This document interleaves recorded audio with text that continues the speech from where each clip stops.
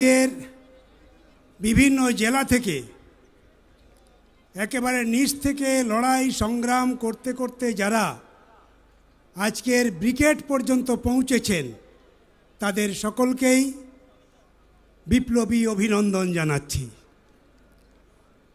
আসলে আমার তো মনে হচ্ছে আমাদের এই ব্রিগেড সভা দেখার পর মমতা ব্যানার্জি ঘুমোতে পারবেন কি না। খেটে খাওয়া মানুষের ব্রিগেড, নেংটি পড়া মানুষের ব্রিগেড, কৃষকের ব্রিগেড, শ্রমজীবী অংশের মানুষের ব্রিগেড, যে অংশটাকে সবচেয়ে বেশি ভয় করে নরেন্দ্র মোদী এবং মমতা ব্যানার্জি।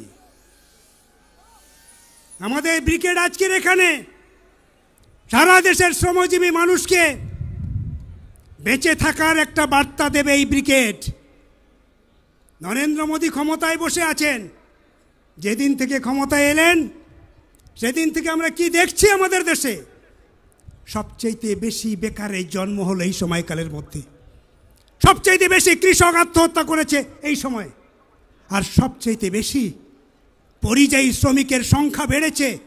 অর্থাৎ যারা কলে কারখানায় কাজ করত তারা কাজ হারিয়েছে, মা বোনেদের ইজ্জত অনিশ্চিতের জায়গায় গেছে।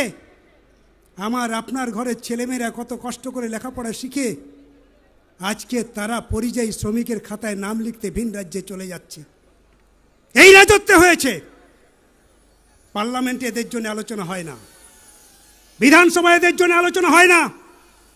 পার্লামেন্ট আর বিধানসভায় আলোচনা হয় ওদের এমপি মন্ত্রীদের কিভাবে মাইনে বাড়ানো যায়। আর যাদের জন্য যে দেশটা, যাদের জন্য সমাজ, যারা এই সমাজটাকে আগলে রেখেছে তাদের জন্য কোনো আলোচনা নেই। কি ছিল আমাদের রাজ্য?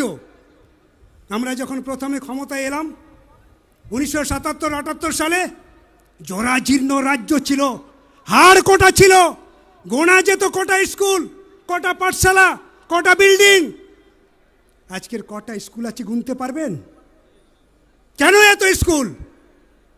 আসলে আমরা প্রথমেই বুঝেছিলাম আমাদের গাঁয়ের মানুষ, দেশের মানুষ, রাজ্যের মানুষ তারা সবাই বুঝেছিল আমাদের যে সময়টা ক্ষমতায় এসেছি নিজের পেটের ভাত নিজেকেই করে নিতে হবে। আমার সম্পত্তি আছে, জমি আছে, আমার শ্রম আছে, গতর আছে, তা দিয়ে আমাকে খাদ্যে নিজেকে স্বনির্ভর হতে হবে। তাই সেদিনকার বামফ্রন্টের নেতারা বললেন ওই জমি দিতে হবে গরিবদের, গরিব চাষিদের। যোদ্ধার জমিদারদের আল ভেঙে দাও, জমি দাও গরিবদের। গরিবরা জমি পাওয়ার পর সেই খোঁড়া জমিতে, সেই নোনা জমিতে নিজের গতর দিয়ে মোরা জমিতে সোনার ফসল ফলিয়ে আমাদের পিছিয়ে পড়া রাজ্য 1 নম্বর জায়গা দখল করলো সারা ভারতবর্ষ জুড়ে। এর জন্য হকদার হচ্ছেন আজকের আপনারা যারা বসে আছেন, সেই গতর সর্বস্ব মানুষ, দিন আনে দিন খান, তাদের জন্যে আজকের রাজ্য এত সম্মান পেয়েছে। সেই লোকগুলো আজকের কাজ পায় না, সেই লোকগুলোর কাজের কোনো গ্যারান্টি নেই, সেই লোকগুলো কাজের কোনো নিশ্চয়তা নেই। দেশ স্বাধীন হয়ে 78 বছর অতিক্রম করলাম, কিন্তু এই গরিব গুরব লোক যারা আজকে দেশটাকে আগলে রাখে, সমাজটাকে আগলে রাখে, তাদের কাজের নিরাপত্তার জন্যে, কাজের গ্যারান্টির জন্যে পার্লামেন্টে আলোচনা হয় না, বিধানসভায় আলোচনা হয় না। তাই আমরা ঠিক করলাম আমাদের একটা কাজ করে যেতে হবে। একটা আইন চাই গরিবদের জন্যে, একটা আইন, যে আইনে সারা দেশের গরিব মানুষ কাজ পাবে, সেই আইন করতে হবে। তার জন্যে লড়াই। পার্লামেন্টে 62 জন এমপি, আমরা বাইরে পশ্চিমবঙ্গ থেকে স্লোগান উঠল সব গরিব খেটে খাওয়া অংশের মানুষকে, মেহনতি করা মানুষকে আমরা ঐক্যবদ্ধ করব। আমাদের রাজ্য সহ গোটা দেশের গরিবদের ঐক্যবদ্ধ করার দায়িত্ব হচ্ছে আমাদের, কৃষকদের ঐক্যবদ্ধ করার দায়িত্ব হচ্ছে আমাদের। আর তোমাদের দায়িত্ব হচ্ছে পার্লামেন্টের ভিতরে যতক্ষণ না গরিবদের 100 দিনের কাজের আইন তৈরি হবে ততদিন তোমরা লড়ে যাবে। যতদিন না এ লড়াই সফল হবে ততদিন এ লড়াই চলতে থাকবে। অনেক লড়াই সংগ্রাম, রক্ত ঝরা ঘাম, মাথার ঘাম পায়ে ফেলে সেই লড়াই সংগ্রামের মধ্য দিয়ে সেই আইন আপনারা প্রতিষ্ঠা করেছেন। এখানে যারা এসেছেন হকদার হচ্ছেন আপনারা। আপনাদের এই লড়াইয়ের জন্যে ভারতবর্ষের অন্য রাজ্য আপনাদেরকে স্যালুট জানায়। পশ্চিমবঙ্গের এই লড়াইয়ের জন্যে, পশ্চিমবঙ্গের খেটে খাওয়া কৃষক, ক্ষেত মজুর, শ্রমজীবী মানুষের লড়াইয়ের জন্যে আজকের 100 দিনের কাজ আমরা পাচ্ছি। কিন্তু দুর্ভাগ্যের হলেও সারা দেশে কাজ হচ্ছে, পশ্চিমবঙ্গে কাজ নেই। আবার নরেন্দ্র মোদী সারা দেশে গরিব মানুষ যাতে কম কাজ পায় তার জন্য প্রত্যেক বছর এই প্রকল্পে টাকা কমায়। আবার বলে আমরা গরিবের সরকার, আমরা আদিবাসীর লোক, আদিবাসীদের বন্ধু। কিন্তু আমরা দেখতে পাই এই নরেন্দ্র মোদীরা পার্লামেন্টে আইন পাশ করে আদিবাসীদের জমি লুট করে নেয়, আদিবাসীদের রাষ্ট্রপতি করে ওই দ্রৌপদী মুর্মুর কলমে সই করিয়ে নিয়ে গোটা দেশের আদিবাসীদের জমি লুট করা হচ্ছে। আজকের পাহাড় কর্পোরেটদের হাতে, জঙ্গল কর্পোরেটদের হাতে, আদিবাসীরা খোলা আকাশের নিচে। এর জন্যে পার্লামেন্টে কোনো আলোচনা নেই। এই জায়গায় দাঁড়িয়ে আমাদের 100 দিনের কাজের লড়াই। আমরা বলছি ওটা 100 দিন না, ওটা 200 দিন করো, আইনে সুযোগ আছে। ওটা 200 টাকা নয়, 250 টাকা নয়, ওটাকে 600 টাকা মজুরি দাও। 600 টাকা মজুরি দিলে গোটা রাজ্যের মানুষ, গোটা দেশের মানুষ কাজ পাবে। পরিযায়ী শ্রমিকের সংখ্যাটা কমবে, আর পরিযায়ী শ্রমিকের সংখ্যাটা কমলে আমার আপনার ঘরের ছেলেমেয়েরা স্কুলে যাবে, পঠন পাঠন হবে, দেশটা জানবে, দুনিয়াটা জানবে, পঞ্চায়েতরা জানবে।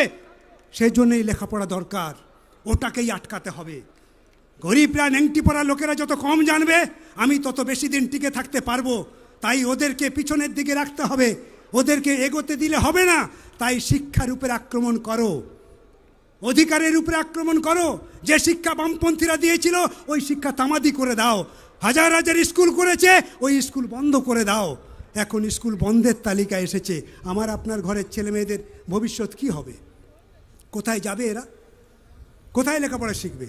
সুযোগ নেই। সুযোগ একটা আছে, যদি আমরা 100 দিনের কাজটা আদায় করে নিতে পারি তাহলে এই 100 দিনের কাজের মধ্য দিয়ে আমার আপনার ঘরের ছেলেমেয়েরা আবার লেখাপড়ার মুখ দেখবে। গ্রাম বাংলাতে অপুষ্টি সন্তানের জন্ম আবার কমে যাবে। এই 100 দিনের কাজের সঙ্গে তাদের একটা নিবিড় সম্পর্ক আছে। সেই 100 দিনের কাজটা বন্ধ কেন? মমতা ব্যানার্জি চুরি করেছে, তার লোকেরা টাকা লুট করেছে, তাই নরেন্দ্র মোদী টাকা দিচ্ছে না। নরেন্দ্র মোদীর আইনে বলা আছে, 100 দিনের কাজের আইনে 3 মাসের বেশি কাজ বন্ধ করা যায় না। কিন্তু নরেন্দ্র মোদী আইন না মেনে 3 বছরের বেশি কাজ বন্ধ করে রেখেছে। আলোচনা হয়, বিজেপির নেতারা দাঙ্গা বাঁধাচ্ছে, জমি লুট করার চক্রান্ত করছে। মুর্শিদাবাদের মতন জায়গাতে গিয়ে যে জেলার মানুষ, যে জেলার শ্রমজীবী অংশের মানুষ কাঁধে কাঁধ মিলিয়ে এক সুরে এক পথে চলে, ওই জেলার উন্নয়ন করেছে, সেখানে দাঙ্গা বাঁধাতে হবে। কারণ ওখানকার গরিবরা জোট বাঁধছে, ওরা জোট বাঁধলে আমি টিকতে পারবো না, তাই যেন তেন প্রকার দাঙ্গা চাই। এটাই হচ্ছে দেশ যারা চালাচ্ছে। আর আমাদের রাজ্যে যারা চালাচ্ছে তারাও তাদের সঙ্গে একই সঙ্গে সুর মিলিয়ে চলছে। ইনি বলছেন এই 100 দিন বন্ধ হয়ে যাক, আমার দরকার নেই, আমার ক্ষমতা আছে, আমি গরিবের বন্ধু, আমি কর্মশ্রী চালু করব। যে কর্মশ্রীর কোনো সুযোগ নেই কাজ করার, কর্মশ্রীতে কোনো বাজেট নেই, কোনো টাকা নেই, অথচ কর্মশ্রী নিয়ে গোটা রাজ্য জুড়ে একেবারে বিরাট ঘটা করে প্রকল্প চালু করছে। ভাবটা এরকম দেখাচ্ছে 100 দিনে কাজ না থাকলেও গোটা রাজ্যের লক্ষ লক্ষ কোটি কোটি মানুষ কাজ পেয়ে যাবে। ওদের হিসেবে আমাদের 1 কোটির বেশি জব কার্ড আছে, এত লোককে তিনি কাজ দিয়ে দেবেন, কখনোই সম্ভব। টাকা নেই, তিনি উৎসব করছেন, কর্মশ্রী চালু করছেন।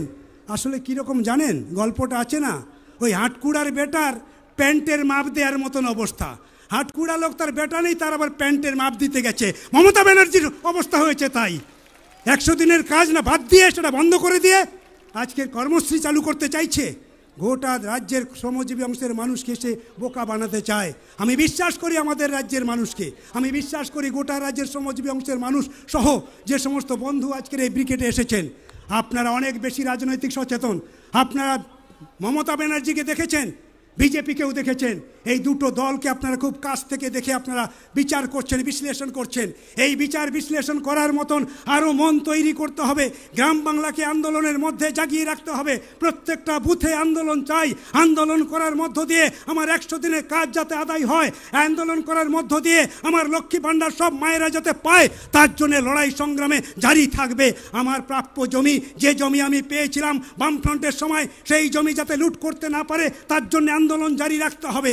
আপনারা দেখেছেন আমাদের পাশের জেলা হুগলিতে 172 জন চাষি, তাদের কাগজ থাকা সত্ত্বেও সেই জমি মমতা ব্যানার্জির সরকার এবং তার পুলিশ প্রশাসন গিয়ে কিভাবে তাদেরকে তুলে দেওয়ার চক্রান্ত করছে, তার বিরুদ্ধে মানুষ জেগেছে। গোটা রাজ্যের মানুষ জেগেছেন। গোটা রাজ্যের মানুষের আন্দোলন, শ্রমজীবী মানুষের আন্দোলন গোটা ভারতবর্ষের মানুষকে রাস্তা দেখাবে, গোটা ভারতবর্ষের খেটে খাওয়া অংশের মানুষকে আবার আন্দোলন করতে শেখাবে, এ বিষয়ে আমার কোনো সন্দেহ নেই। সেই জন্য আজকের আপনাদের এই উপস্থিতি গোটা দেশকে, খেটে খাওয়া অংশের মানুষকে অনেক বেশি উৎসাহিত করবে আজকের আপনাদের এই উপস্থিতি। সেই জন্য আপনাদের সকলকে আমি অভিনন্দন জানাই। লাল ঝান্ডাকে আপনার ঊর্ধ্বে তুলে ধরুন। লাল ঝান্ডার মিছিলটা যত লম্বা হবে আপনার ছেলের মুখে হাসি ফুটবে।